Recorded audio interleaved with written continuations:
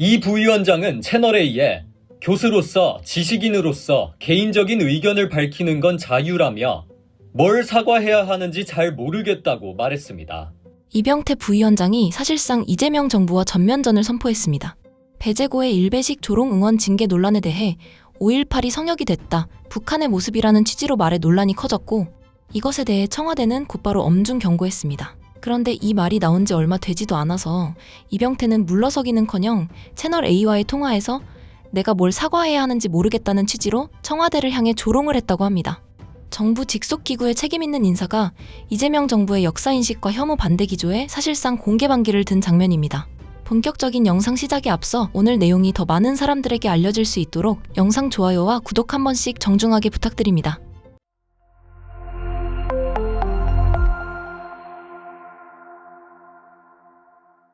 여기서 저는 이 사건이 쉽게 끝나지 않을 거라고 봅니다. 얼마 전 이재명 대통령은 스타벅스 탱크 사태에 대해서도 굉장히 강도 높게 비판했습니다. 역사의 상처를 장난처럼 소비하고 군사적 폭력의 이미지를 마케팅처럼 다루는 것에 대해 분명하게 선을 그은 겁니다. 그런데 이번 이병태 부위원장 논란은 어떻게 보면 그보다 더 심각합니다. 스타벅스 논란은 민간 기업의 문제였습니다. 물론 그것도 매우 부적절했습니다. 하지만 이번은 차원이 다릅니다. 이번에는 대통령 직속 기구의 책임있는 인사가 5.18 조롱 응원 징계에 대해 5.18이 성역이 됐다, 북한의 모습이라는 취지로 말한 겁니다. 그리고 청와대가 엄중 경고했는데도 내가 뭘 사과해야 하는지 모르겠다는 태도를 보였습니다. 이건 그냥 SNS 논란이 아닙니다. 정부 직속 인사가 정부의 역사 인식과 혐오 반대 기조를 정면으로 들이받은 겁니다. 그러면 이제 질문은 하나입니다.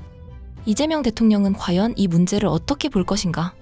스타벅스 탱크 사태에도 그렇게 강하게 반응했던 이재명 대통령이 이번에는 대통령 직속기구 책임자의 5.18 관련 발언 논란을 그냥 넘어갈 수 있겠습니까? 저는 쉽지 않다고 봅니다. 이걸 넘어가는 순간 정부가 완전히 개망신당하는 겁니다. 청와대가 공개적으로 엄중 경고했습니다. 그런데 당사자가 바로 내가 뭘 사과해야 하는지 모르겠다고 버팁니다. 이제 이건 단순한 의견 차이가 아닙니다. 공직 기강의 문제이자 정부 권위의 문제가 됐습니다. 그리고 이재명 정부가 역사 조롱과 혐오 표현을 어디까지 용납할 것인가의 문제입니다. 이 정도면 이병태 부위원장이 이재명 정부와 사실상 전면전을 벌인 장면이라고 봐도 크게 틀리지 않습니다.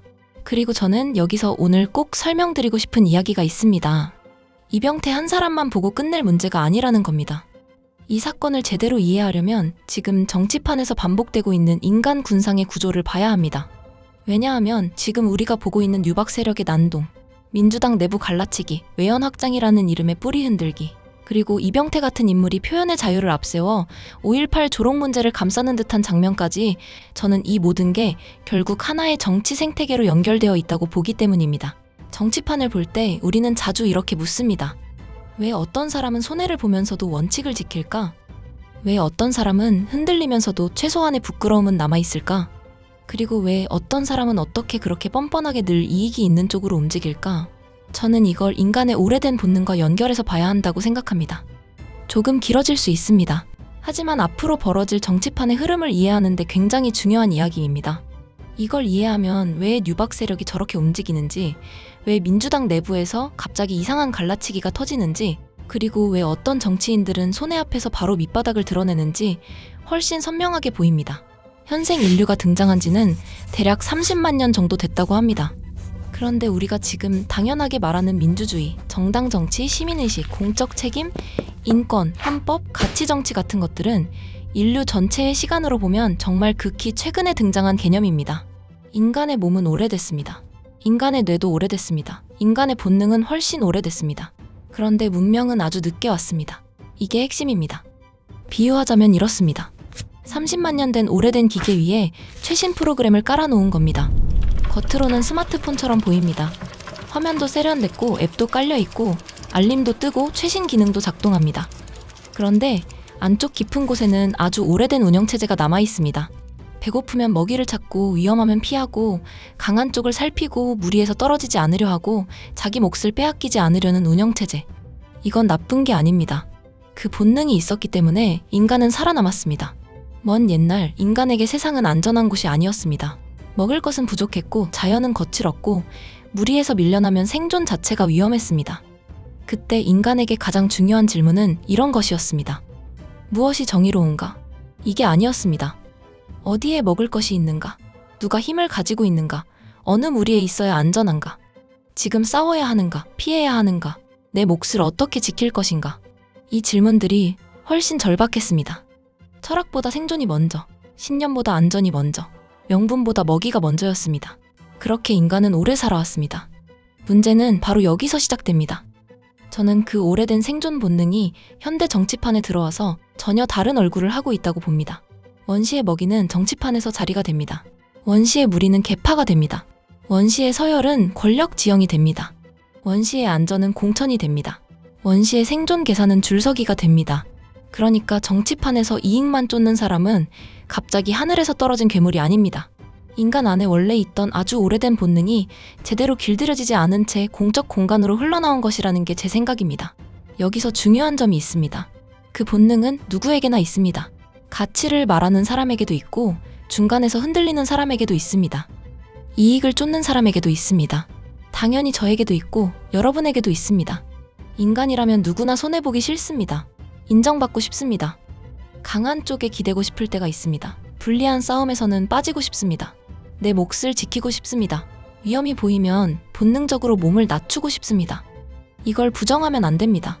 인간은 처음부터 성인 군자로 태어나지 않습니다. 인간은 먼저 생존하려는 존재로 태어납니다.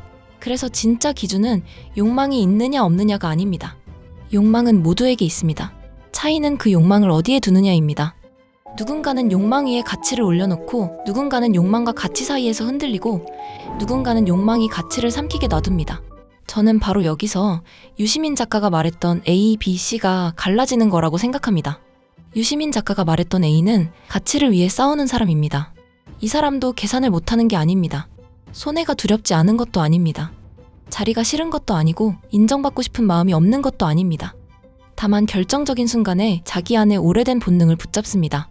내가 지금 편한 길로 가고 싶은 건 안다. 내가 지금 손해보기 싫은 것도 안다. 내가 지금 침묵하면 안전하다는 것도 안다. 그런데 그래도 이건 아니다. A는 여기서 멈춰설 줄 압니다. 그 사람에게 정치는 자기 생존의 기술이 아니라 공동체에 대한 책임입니다. 그러니 A는 손해 앞에서 확인됩니다. 모두가 박수칠 때는 누구나 가치를 말할 수 있습니다. 자리에 영향 없을 때는 누구나 원칙을 외칠 수 있습니다. 불이익이 없을 때는 누구나 정의로운 척할 수 있습니다. 진짜는 내 몫이 걸렸을 때 나옵니다. 공천이 걸렸을 때, 자리가 걸렸을 때, 계파의 눈밖에 날 수 있을 때, 손해를 감수해야 할 때, 내 편에게도 싫은 말을 해야 할 때, 그때도 기준을 놓지 않으면 그게 A입니다. C는 중간에 있는 사람입니다. 이 사람은 현실을 보고 계산도 하고 흔들립니다. 원칙이 맞는 건 알지만 지금 밀어붙이면 너무 위험하지 않나? 가치가 중요한 건 맞지만 선거도 생각해야 하지 않나? 이 말이 틀린 건 아닌데 지금은 조금 기다려야 하지 않나? C는 이런 고민을 합니다. 그래서 때로는 답답하고 때로는 비겁해 보입니다. 때로는 침묵하고 때로는 뒤늦게 움직입니다. 문제는 B입니다. B는 단순히 욕심이 많은 사람이 아닙니다. B는 인간 안에 오래된 생존 본능이 문명의 언어를 배운 상태입니다. 이게 아주 중요합니다. B는 무식하게 행동하지 않습니다. 오히려 말을 잘합니다. 민주주의를 말하고 통합을 말합니다. 외연 확장을 말합니다. 민심을 말합니다. 현실 정치를 말합니다. 당을 위한다고 말합니다. 그런데 그 말들은 기준이 아니라 도구입니다. B에게 언어는 신념을 표현하는 수단이 아니라 욕망을 숨기는 포장지입니다. 자리를 원하면서 통합을 말하고 공천을 계산하면서 민심을 말합니다. 계파에 기대면서 현실 정치를 말하고 자기 생존을 챙기면서 당을 위한 결단이라고 말합니다. 겉으로는 아주 그럴듯합니다. 하지만 안쪽 질문은 단순합니다. 누가 강한가? 어디에 붙어야 유리한가? 내 몫은 어디 있는가? 지금 누구 편에 서야 다음 자리가 생기는가? 위험은 누구에게 넘기고 성과는 어디서 챙길 수 있는가? 이게 B의 내부 작동 방식입니다. A는 묻습니다. 무엇이 옳은가? B는 묻습니다.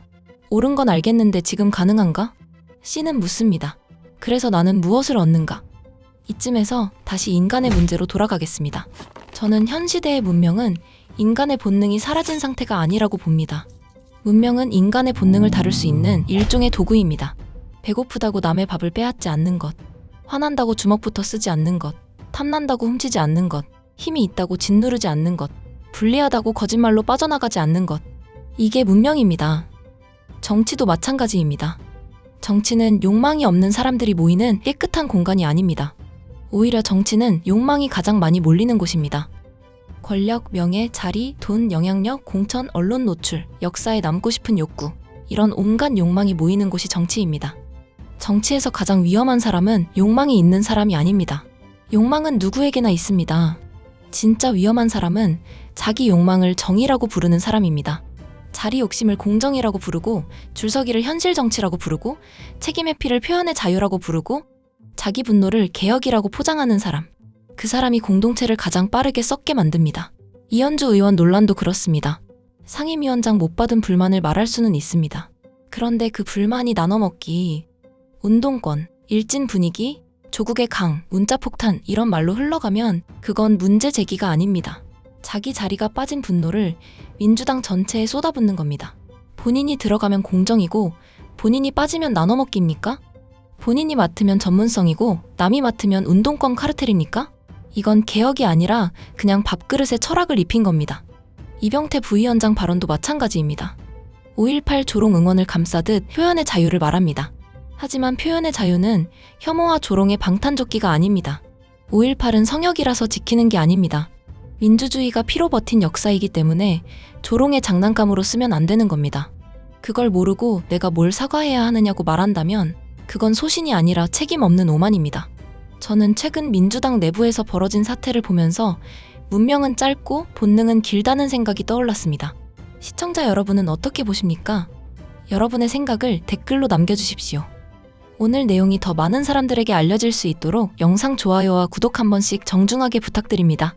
끝까지 시청해주셔서 진심으로 감사드립니다. 저는 다음 영상에서 더 중요한 이야기로 다시 찾아뵙겠습니다.